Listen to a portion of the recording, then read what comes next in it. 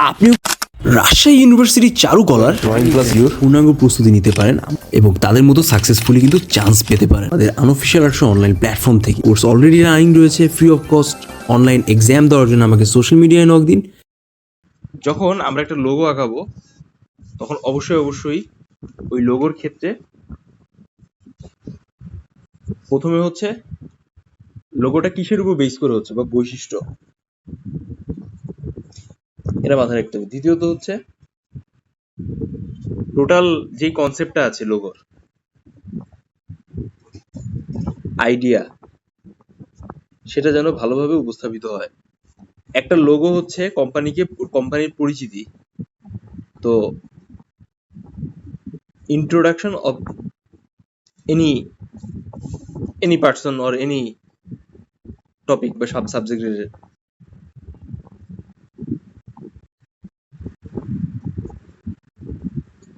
তো আমাদের যে কাজটা করতে হবে, এই ইন্ট্রোডাকশনটা যেন ঠিকঠাক হয় সেই বিষয়টা আমাদের উপস্থাপন করতে হবে। তো জেনারেলি আপনি যখন কোনো লোগো আঁকাচ্ছেন তখন সেই লোগোটা আঁকানোর ফলে ওটার বেশ কিছু প্রসেস থাকে। অনেকে এটা বলে, কিন্তু ব্যাপারটা সেরকম না। আপনি পিক্টোরিয়াল লোগো আঁকেন, ছবিযুক্ত যে লোগোটা থাকে, আমরা ম্যাকডোনাল্ড না, আমরা হচ্ছে স্টারবাকের যে উদাহরণের কথাবার্তা বলছিলাম, আমরা যদি অ্যাবস্ট্রাক্ট লোগোর কথা বলি, আমরা হচ্ছে সরাসরি অ্যাবস্ট্রাক্ট লোগোটা কি ছিল বলেন তো? ওই অডি গাড়ির যে লোগো নিয়ে কথাবার্তা বলতেছিলাম। আমরা যদি অ্যালফাবেটিক লোগোর কথা বলি, এটা হইতেছে অ্যামাজনের যে লোগো ছিল সেটা নিয়ে আমরা যখন কথাবার্তা বলতেছিলাম। এই সব যেটাই আপনি আঁকেন না কেন, সবকিছুর ভেতরে এই বৈশিষ্ট্যগুলো প্রকাশ পাইতে হবে, আদারওয়াইজ কিন্তু সেই লোগোগুলো ইনকমপ্লিট থেকে যাবে। So how can you manage all this things together? তো এর ভেতরে আপনাকে যে কোনো একটাকে সিলেকশন করতে হবে, কোনটা নিলে আপনার জন্য অনেক বেশি ভালো হয় বা আপনি আগাইলে উপস্থাপিত হয়। এখন আপনি আমাকে যদি বলেন যে ভাই আমি পরীক্ষার হলে একটা ফিক্সড লোগো বা এই রিলেটেড বিষয় নিয়ে প্রকাশ করতে যাচ্ছি, so how can you will go with it?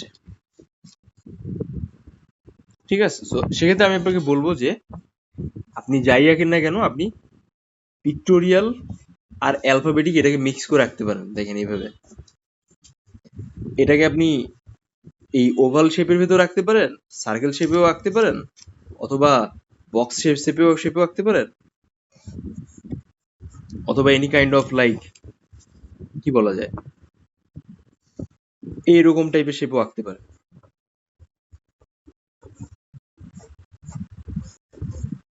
ঠিক আছে, তো চলেন আমরা একটা লোগো এঁকে দেখি পেন্সিলে, বা আমরা মেইন এক্সাম হলে যেভাবে লোগোটা আঁকবো সেক্ষেত্রে ওই লোগোর প্রসেস বা ওভারঅল বিষয়টা আসলে কি হবে।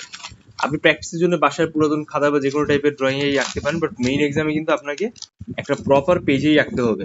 হ্যাঁ, এক্সামের যেরকম পেজ বা ওভারঅল শেপ বা সাইজ যেরকম থাকে। ঠিক আছে, আচ্ছা, তো প্রথমত এক্সামে আপনাকে একটা ক্লু দিয়ে দিবে, হয়তোবা কোনো প্রতিষ্ঠানের নাম or any kind of information which is related with your study or যাই বলি না কেন। তো খেয়াল করেন, মনে করেন যে একটা ছাত্র সংগঠন, কাজ হচ্ছে স্টুডেন্ট কাউন্সিল করা।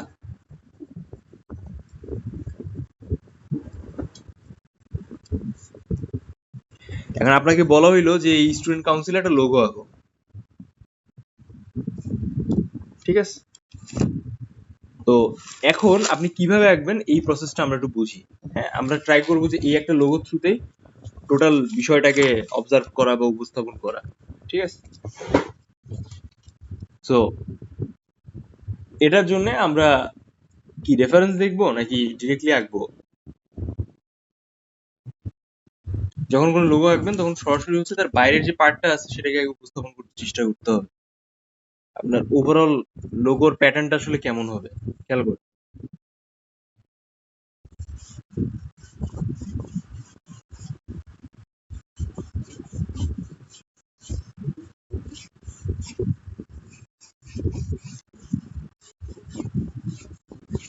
মনে করেন যে আমরা এখানে একটা প্যাটার্ন নিলাম, বেসিক প্যাটার্ন।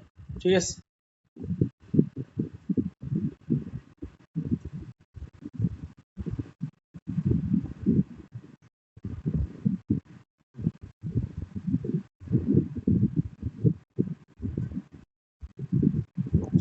এখন আমরা এই প্যাটার্নকে কেন্দ্র করে যেহেতু আমরা একটা স্টুডেন্ট ফোরাম টাইপের কিছু করতেছি, আমরা অ্যালফাবেটিক লোগোর উপস্থাপন রাখতে চাই।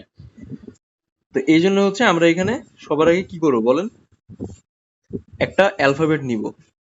যেমন আমরা অ্যামাজনে এ দেখেছিলাম, ঠিক তেমনি আমরা এখানে একটা শেপ নিলাম, শেপটা হচ্ছে ইউ শেপ, এরকম।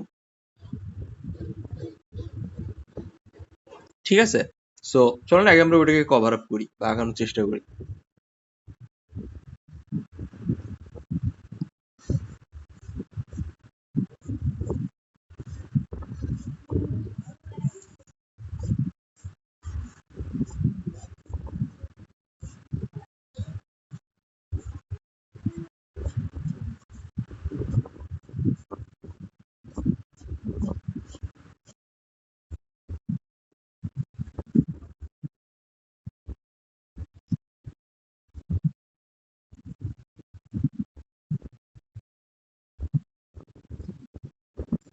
এ হয়ে গেল আমাদের ইউ।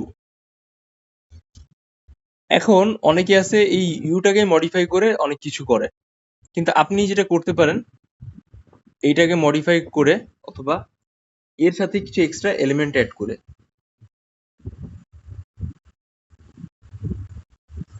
যেমন আমরা এখানে একটা ইয়ে দিয়ে দিলাম, একটা আই চিহ্ন টাইপ দিয়ে দিলাম। ঠিক আছে, আর আপনি এটাকে হালকা করে ছোট করে দিতে পারেন, অথবা এই স্পেসে আপনি আই চিহ্ন দিয়ে দিলেন, দেখেন দিয়ে কেমন দেখা যায়।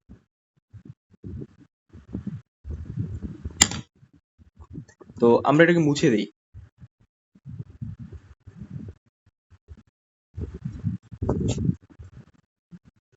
দেখেন তো কেমন লাগতেছে।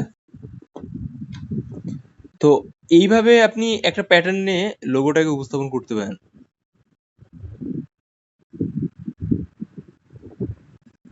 দেন আপনি সরাসরি হচ্ছে এই যে জায়গাটা আছে, এখানে হচ্ছে আপনি লিখে দিলেন যে আপনার যে প্রতিষ্ঠানের নাম বা ওভারঅল প্রতিষ্ঠানের যে অ্যাক্টিভিটিসটা আছে, এটা আপনি এখানে লিখতে পারেন।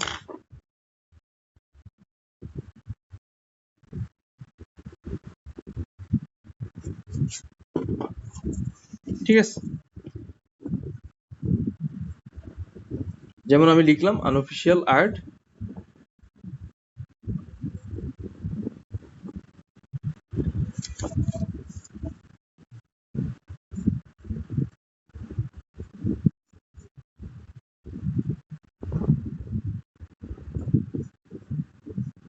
এটা কি করতেছি, আমি জাস্ট ড্রাফট করতেছি।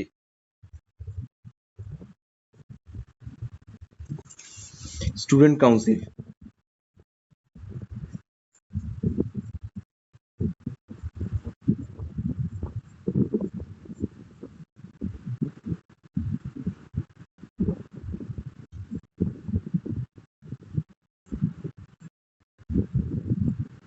ঠিক আছে।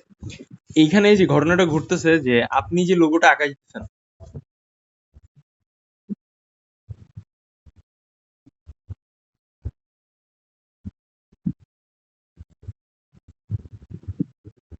এখানে যে ঘটনাটা হচ্ছে যে আপনি যে লোগোটা আঁকাচ্ছেন সেটা যেন একটা এক্সপ্রেশন থাকে। যেমন আমি এখানে একটা ছোট সূর্যের একটা অ্যাবস্ট্রাক্ট ফরমেশন দেওয়ার ট্রাই করেছি, আর এখানে হচ্ছে আমি ইউ চিহ্ন দিয়ে মূলত ইউ, ইউ মানে কি তুমি, ওয়াই ও ইউ, ওই ইউ এর ইউ চিহ্নটা আমি আপনার এখানে রাখার ট্রাই করেছি যেন একজন স্টুডেন্ট বা একজন পার্সনকে রিপ্রেজেন্ট করে।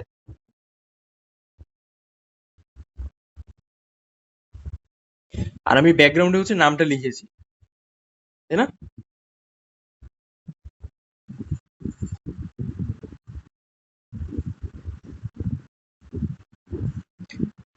ব্যাকগ্রাউন্ডে নামটা লিখেছি কি, যে টোটাল আনঅফিসিয়াল আর্টের যে কার্যক্রমটা আছে বা স্টুডেন্ট কাউন্সিল, বা আমি এই যে স্টুডেন্ট কাউন্সিল এই যে ওয়ার্ডটা আছে, এইটাকে উপস্থাপন করানোর জন্য বা এইটাকে এক্স্যাক্টলি বোঝানোর জন্য আমি কিন্তু এই বিষয়টা রেখেছি যে কিভাবে এখানে কাজ করতেছে। দেন আপনি চাইলে আরেকটা প্যাটার্নে ফলো করতে পারেন, যেমন সরাসরি হচ্ছে সাপোজ এখানে আপনি স্পেস ক্রিয়েট করলেন এইভাবে, দেন এখানে আপনি নামটা লিখলেন আপনার প্রতিষ্ঠানের আনঅফিসিয়াল আর্ট স্টুডেন্ট কাউন্সিল, দেন এখানে ইউ শেপটা দিলেন।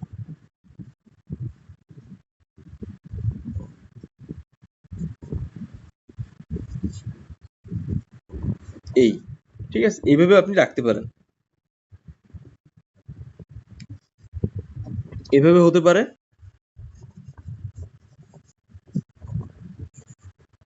এভাবে হতে পারে, ডিপেন্ড করে যে আপনি এই জিনিসটাকে কিভাবে প্রকাশ করতে চাইতেছেন। আপনি যদি সবার আগে ছোট করে এরকম একটা হালকা ড্রাফট করে নেন, দেন বড় করে যখন আপনি আঁকাবেন আপনার জন্য আঁকাইতে ইজি হবে, যে টোটাল ড্রয়িংটা আসলে কিভাবে যাচ্ছে। সবাই কি এতটুকু ক্লিয়ার? আঁকানোর ক্ষেত্রে কি কি বিষয় আসলে পর্যবেক্ষণ করতে হয়?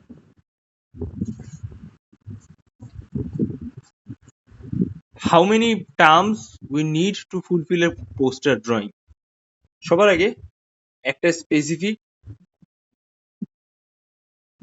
ডেট, টাইম থাকবে, টাইমলাইন থাকবে। পোস্টার একটা মোটো হয় বা মেইন যে আইডিয়াটা থাকে, এই বিষয়টা। থার্ডলি হচ্ছে আপনি যখন পোস্টারটা আগাইতেছেন তখন সে পোস্টারের ভেতরে আপনার টোটাল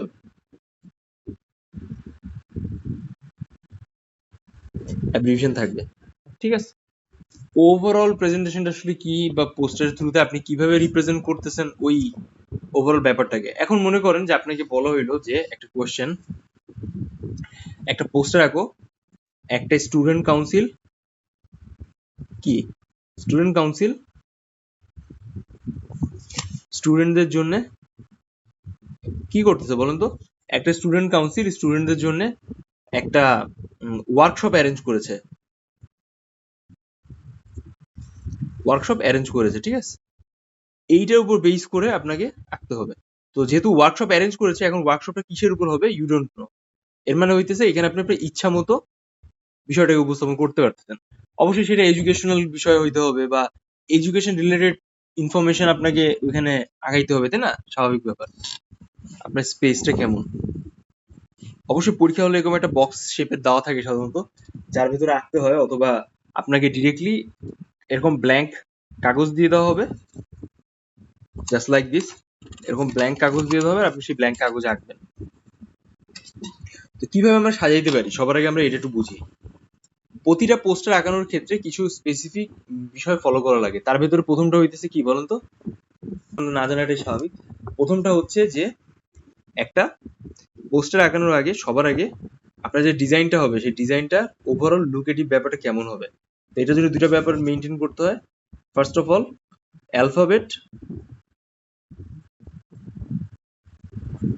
এন্ড সেকেন্ড ব্যাপারটা হইতেছে কি বলেন তো? সেকেন্ড ব্যাপারটা হচ্ছে অ্যালফাবেটের পাশাপাশি ডিজাইন। হ্যাঁ, এর ভেতরে হচ্ছে আপনার পিকচার, তারপর কম্পোজিশন, এই সব কিছু আসবে। আপনি কিভাবে পেজটাকে ডেকোরেশন করতেছেন,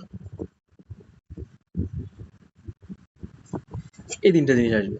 আর অ্যালফাবেটিক ব্যাপারটা হইতেছে যে আপনি যেই টাইম ট্যাগলাইন দিচ্ছেন টোটাল আঁকানোর ক্ষেত্রে, সে সবকিছু। বুঝতে পারছেন? ক্লিয়ার এতটুকু? আচ্ছা, সো আমরা একটা লোগো বানিয়েছি, সেই লোগো দিয়ে সাজাবো। যেহেতু আমাদের একটা কোম্পানি আছে, unofficial art student council, so আমরা ওই কোম্পানির লোগোটা ইউজ করবো এখানে। তো সবার আগে আমাদের পেজটাকে একটু ভাগ করে নেওয়া লাগবে যে আমরা কিভাবে বিষয়টাকে দেখতে চাই। এই মনে করেন যে আমরা এইভাবে পেজটাকে ভাগ করে নিলাম, ঠিক আছে। It's just a simple design, nothing else. So এইখানে হইতেছে আমরা লোগো দিলাম, টাইমলাইন দিলাম, সময়সূচি, অমুক তারিখ অমুক ডেট, ঠিক আছে। এখন আমাদের প্রতিষ্ঠানের যে মেইন ওয়ার্কশপটা হবে, ঠিক আছে, সেই ওয়ার্কশপের নামটা দিব। আচ্ছা, আরেকটা ব্যাপার বলি, এক্সাম হলো অনেক ক্ষেত্রে এই কনফিউশনটা থাকে যে ওইটা লেখনি, মানে ওটা কি বাংলায় আসবে, এক্সামটা কি বাংলায় হবে, কোশ্চেন কি বাংলায় করা হবে আর ইংলিশে করা হবে, এই বিষয়ের এনশিওরিটিটা আপনি সরাসরি এক্সাম হলে পেয়ে যাবেন, বুঝছেন? সো এটা সেফ এক্সিস্ট। তো আমরা লিখি যে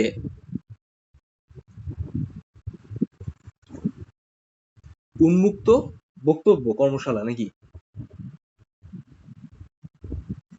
উন্মুক্ত বক্তব্য কর্মশালা, ঠিক আছে। আপনি এরকম লিখলেন, তো আমরা এখানে একটা হিসাব করি যে আমরা কি করছি। আপনি দেন এখানে একটা ছোট্ট করে এরকম ছবি টাইপের কিছু দিলেন, এখানে একটা মাইক টাইপের দিলেন, এরকম। হ্যাঁ, উন্মুক্ত বিষয় কর্মশালা এরকম হইলো। দেন আপনি এইখানে হচ্ছে একটা কি করতেন, লেখা দিছেন। তো সবসময় মাথায় রাখা লাগবে যে একটা রিপিটেশন প্রসেসে আপনাকে এখানে যেতে হবে। সবার আগে আপনি এখানে যদি লেখা অ্যাড করেন দেন এখানে ছবি অ্যাড করবেন, আবার এখানে যদি লেখা অ্যাড করেন এখানে ছবি অ্যাড করবেন। মানে একটা একটা রিপিটেশন, এখানে লেখা এখানে ছবি, সরি উপর থেকে নিচে আসে এরকম, এখানে লেখা এখানে ছবি, আবার এখানে ছবি এখানে লেখা, বুঝছেন? উল্টা। সো আমরা যেটা করেছি এখানে, আমরা পেজটাকে আগে এরকম 4 ভাগে ভাগ করলাম। তো এখানে আমরা লেখা দিছি, এখানে আমরা ছবি দিছি, সেম টু সেম এখানে আমাদের লেখা গেল এই স্পেসে, আর এই স্পেসে কিন্তু আমরা একটা ছবি অ্যাড করব।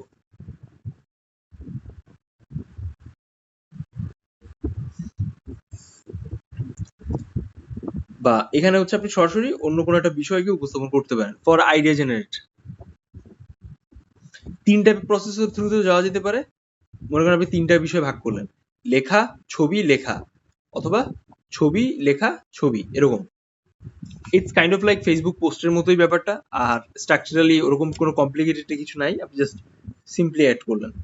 তো আমরা এখানে দুইটা জিনিস পেয়ে গেলাম, উন্মুক্ত কর্মশালা, এখানে আমরা লেখা দিছি।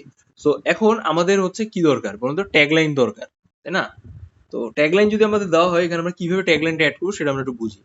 সিম্পলি ওয়েতে আমরা হচ্ছে সরাসরি এখানে লিখবো যে এমন কোন একটা লেখা দিব যে লেখাটা হচ্ছে আমাদের কর্মশালার ওভারঅল প্রেজেন্টেশনকে খুব সুন্দর করে উপস্থাপন করে। হ্যাঁ, এই বিষয়টা হচ্ছে আমাদের উপস্থাপন করতে হবে। So let's check out here যে আমরা কিভাবে ব্যাপারটাকে উপস্থাপন করতে পারি। আচ্ছা, এটার জন্য আমরা যে কাজটা করব সরাসরি হচ্ছে আমরা এখানে কি কোনো কবিতার লাইন বা কোনো স্পেসিফিক টপিক ওরিয়েন্টেড লাইন দিতে পারি। কি কি দেওয়া যেতে পারে গেস করেন?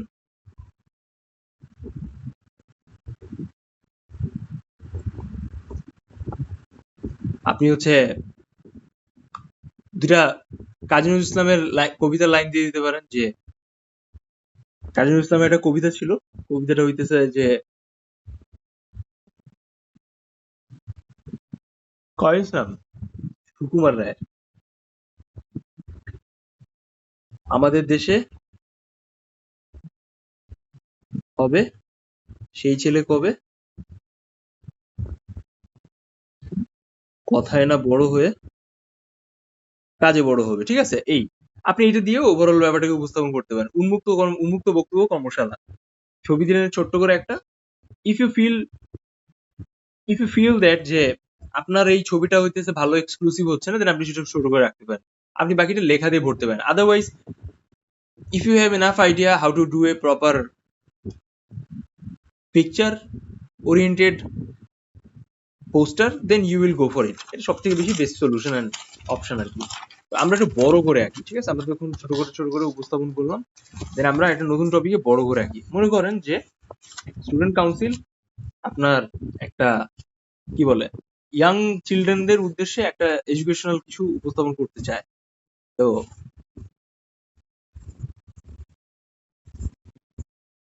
এখন তাদেরই একটা ওই ওয়ার্কশপ টাইপ হবে। আপনি এখানে এবার হচ্ছে আমরা লেখা, ছবি, লেখাকে আমরা অ্যাড করবো এখানে। হুম, এবার আমরা এটা ইংলিশে লিখি, ওয়ার্কশপ অন কি বলেন তো, ওয়ার্কশপ অন কি বলে চিলড্রেন এডুকেশন।